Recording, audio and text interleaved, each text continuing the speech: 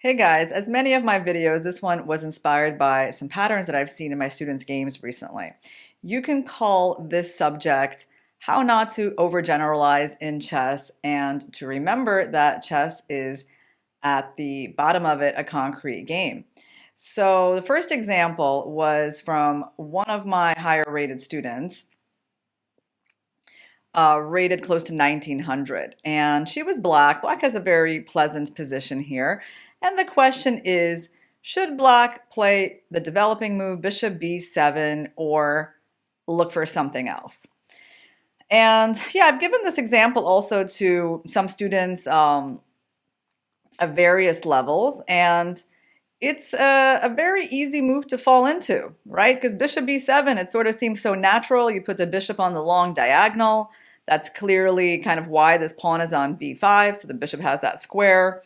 How could this move, like, let's say, be a mistake?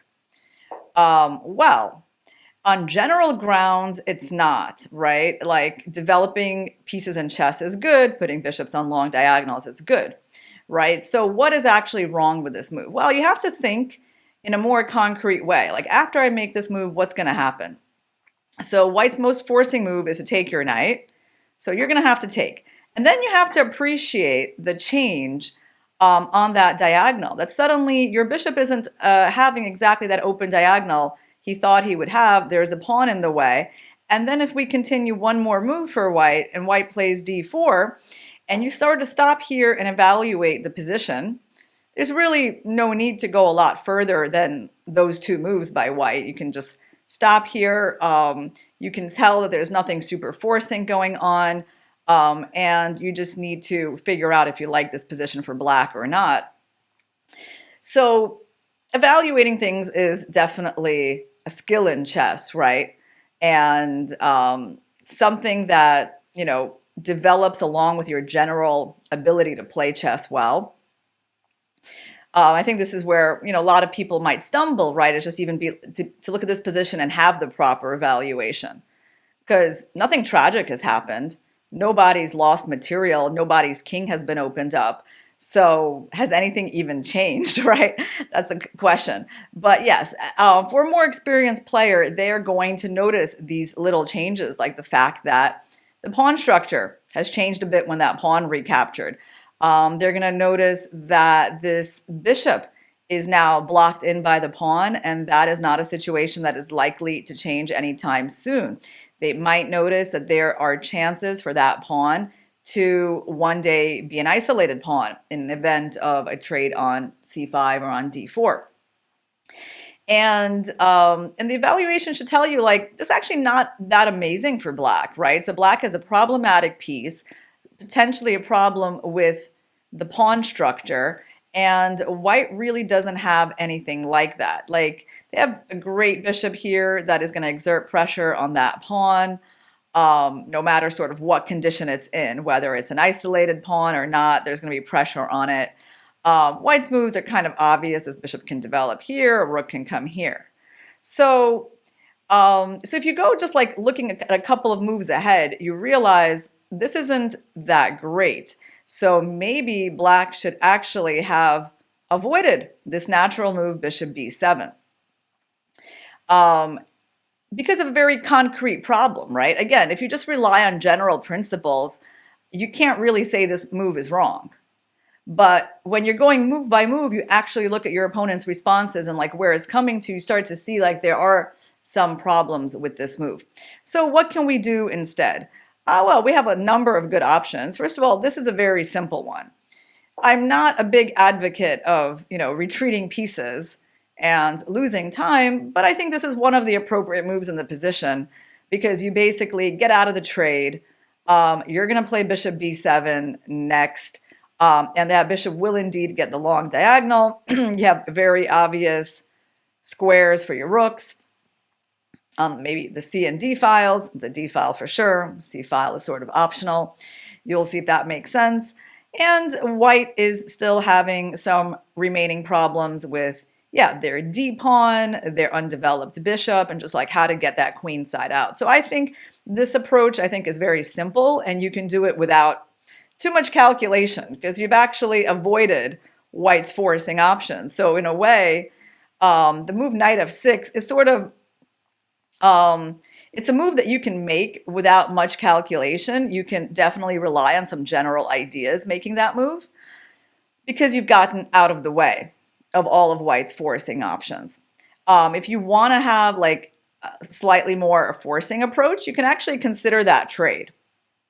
That is also perfectly appropriate, and you're going to get a decent position no matter which way white recaptures.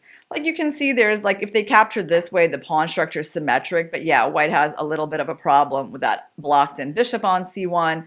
And if they capture this way, which opens up their rook, that definitely seems a little bit attractive like that.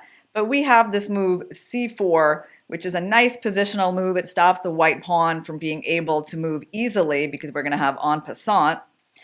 And again, this move is coming. You have no bad pieces, no problems with space, no problems with pawn structure, just nice position for black.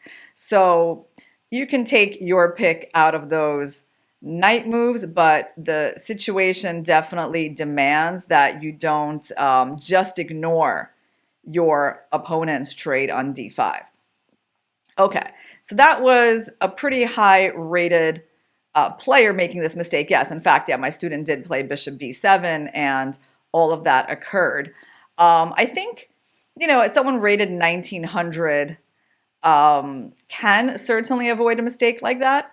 I think part of it is a little bit of like inertia, right? You're still in the opening stage, and how bad can it be to develop a piece, right? So I think that's partly linked to this type of mistake, not because it's like so difficult that you can't possibly look a couple of moves ahead at that rating. But as you go lower, like if I saw this like at 1600 rating, I would consider that like very understandable, like just, yeah, common mistake for, basically I would say under 1800 and below, like it wouldn't surprise me. But let's go to another kind of mistake at a slightly different level. So I have a student who is rated around 1300 now and playing someone rated 1600. So it was a c3 Sicilian, and white plays the move h3. So I could probably do like a whole separate video on useless pawn moves. I haven't done that yet, even though you can see it all the time across like the beginner, intermediate level. Again, like let's say 1700 and below. Yeah, that's a theme that comes up a lot.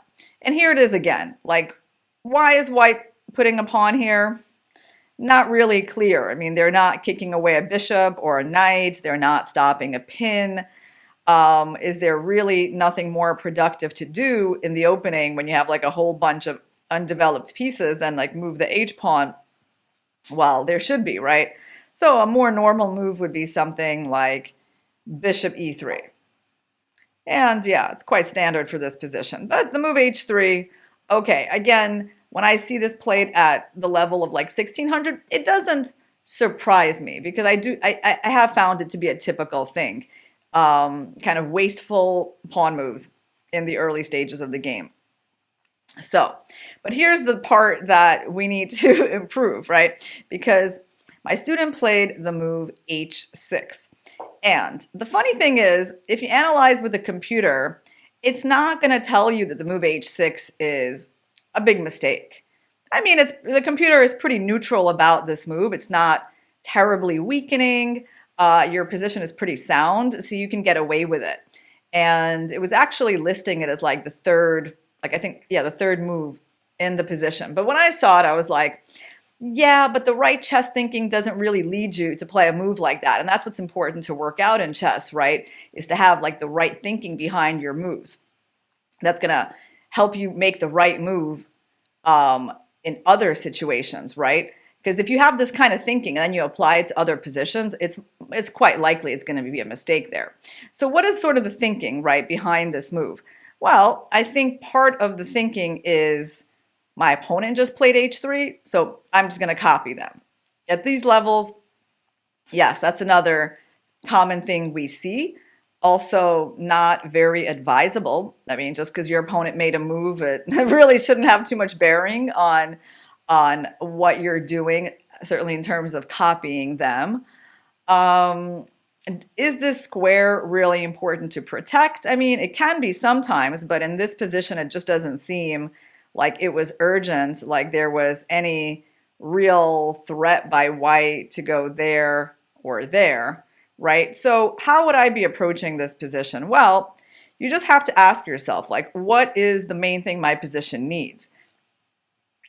So what is the main thing the position needs? It needs the development of this bishop.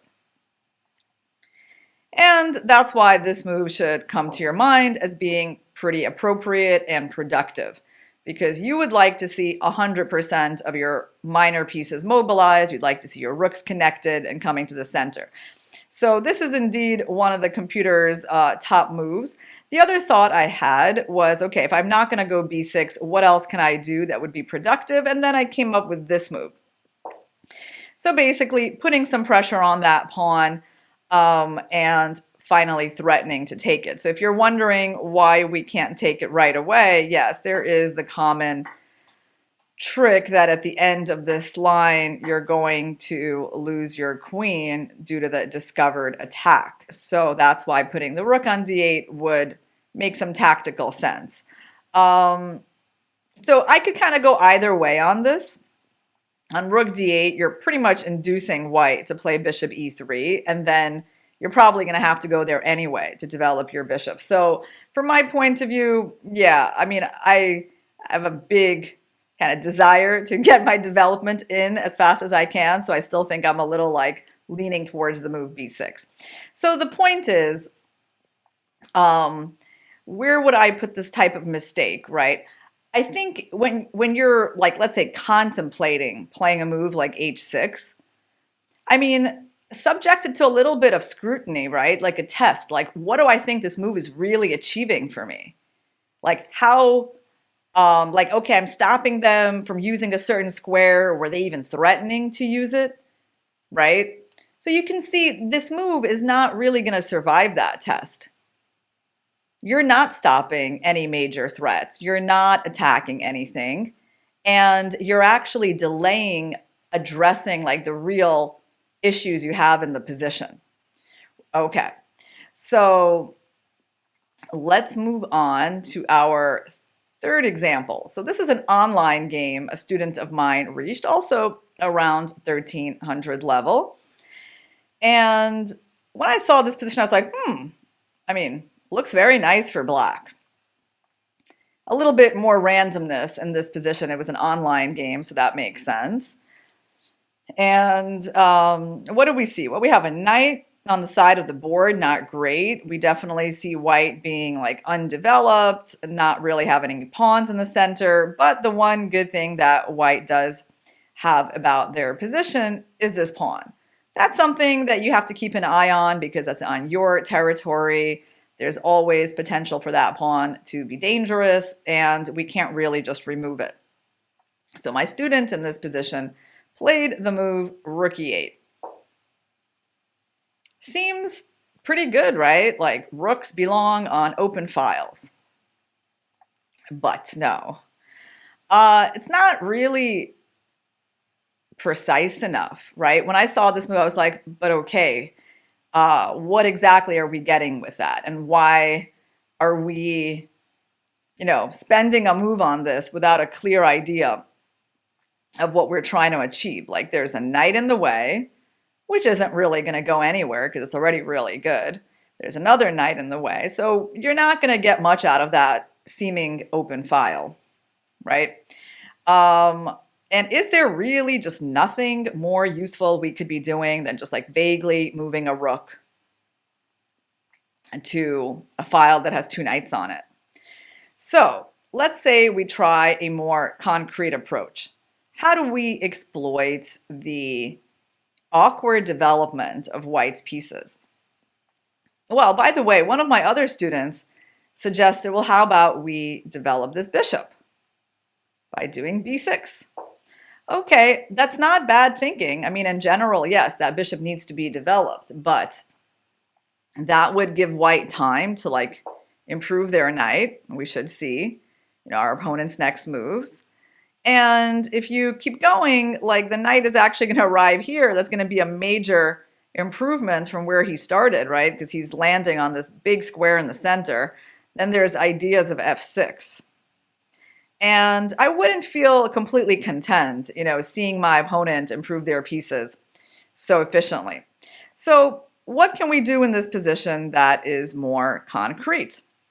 Well, how about exploiting our advantage in the center by pushing the d pawn? And we're basically threatening d4, kicking away the knight and removing the pawn, the one dangerous thing about white's position.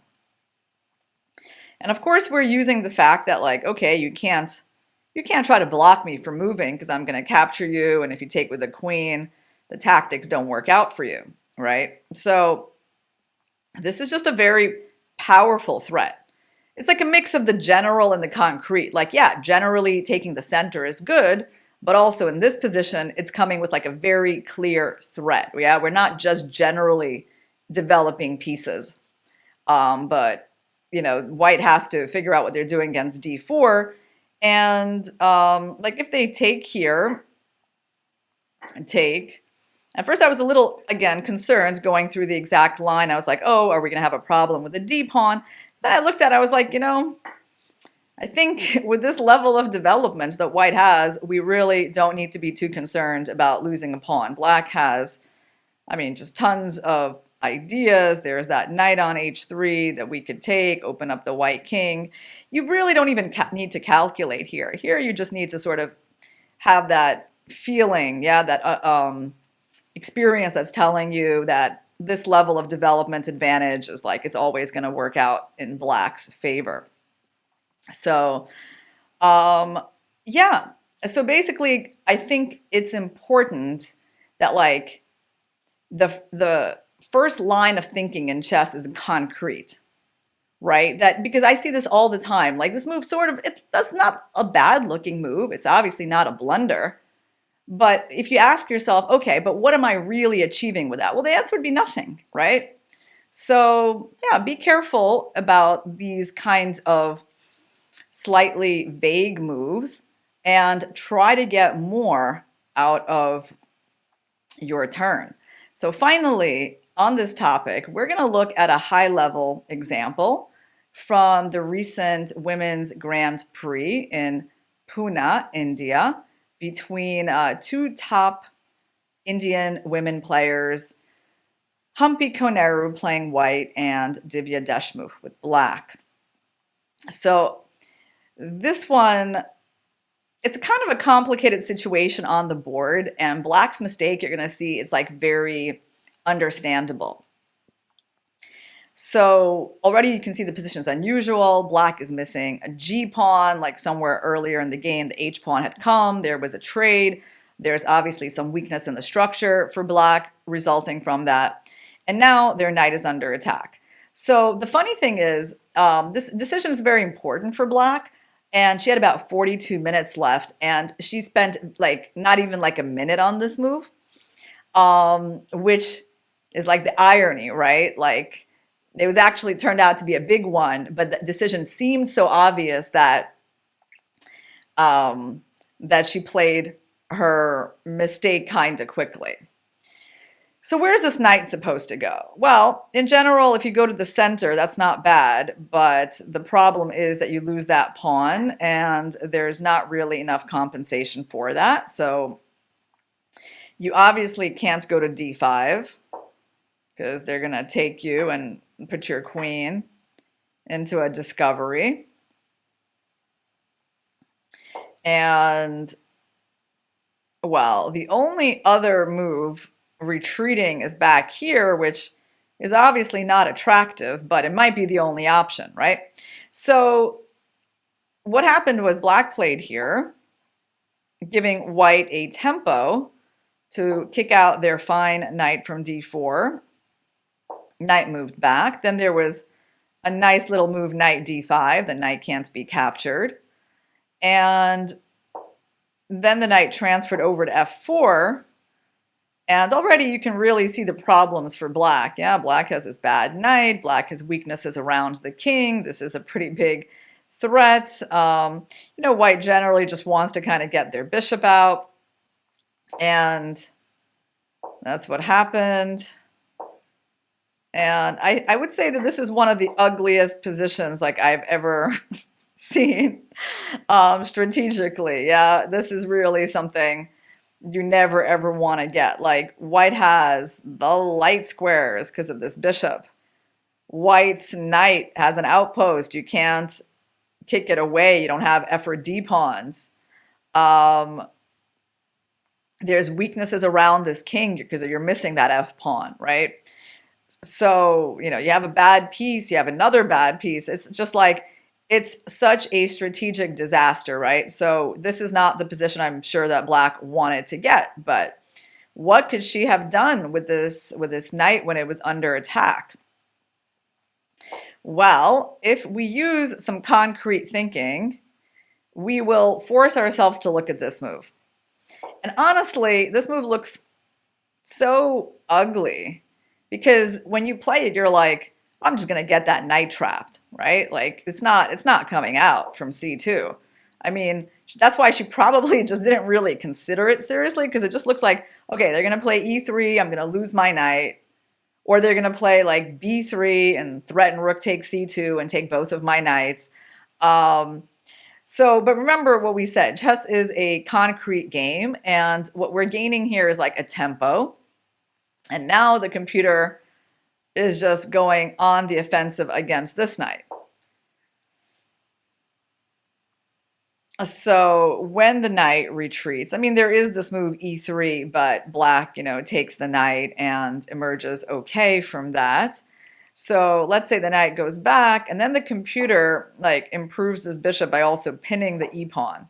So we are basically secure against that threat.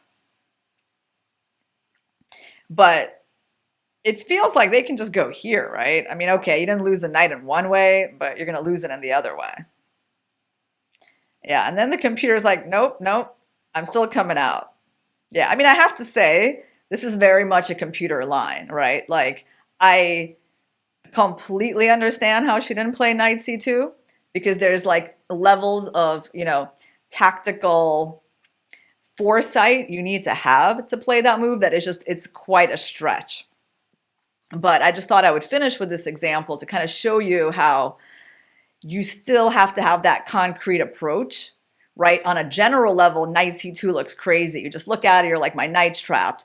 But in a concrete way, it's actually not getting trapped. And so here, for example, you're either like emerging with your knight, or if it gets captured, they basically, they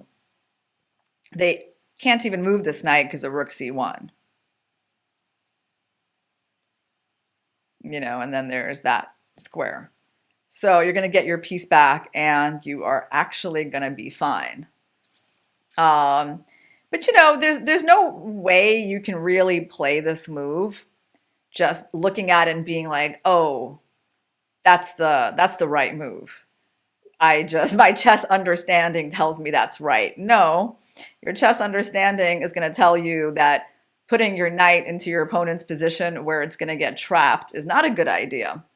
But your kind of concrete thinking might lead you to the fact that, hey, like the tempo I win by doing that, it could be worth it, because like I'm playing the tempo here, I'm playing with a tempo here, and actually like my pieces are quite active in this position, right? So anyway, yeah, that is definitely a very tricky example on the need for concrete thinking in chess. And I wanted you guys to see a range of levels at which there are mistakes on this theme. So the takeaway is that you do want to use your chess principles that you've learned to make better decisions, while remembering that chess is a concrete move-by-move game and testing your ideas against the next forcing reply that your opponents can make. And also not being content to just play normal or nice looking moves, but being really clear about what you're trying to get with that move, why it's being played at that certain point in the game, and just being very intentional about every move. So hopefully that's going to help you play less wasteful pawn moves on the sides of the board if that is something that is happening in your games. I also want to say thank you for all the nice comments on my recent video endgame technique for beginners. Yeah, I mean, there was one comment there from someone who thanked me for helping him get to 1900. And I was like, wow, someone is getting better through watching my videos. That puts a lot of pressure on me. So, but okay, I'll try to keep coming up with ideas to help you guys improve.